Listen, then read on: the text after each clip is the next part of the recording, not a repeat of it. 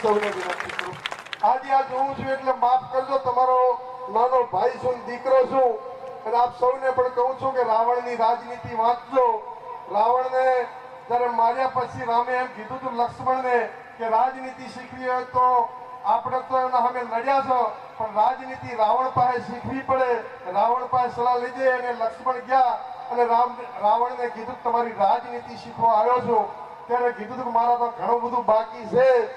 પરંતુ હું જો રામના હાથે ના મળું તો સ્વર્ગમાં ના જઉં એના માટે મેં સર્જન કર્યું હતું પણ વિભીષણને જો તમારી પાસે ના મૂકું તો મારી લંકાની ગાદીમાં રામ રાજ કરતા હોત એટલે મારી એ રાજનીતિ હતી કે મારા મોત પછી મારી લંકાની ગાદી પર મારો માજાયો વિભીષણ બેહે અને જેના કારણે મેં વિભીષણને મૂક્યો હતો એટલે બધાય રાવણ જેવું વિચારજો કે જ્યારે સત્તાની વાત આવે કે રબારીનો દીકરો બેહે આપણા કદાચ તો પતન કરવા આવતો હોય તો આપણી જગ્યાએ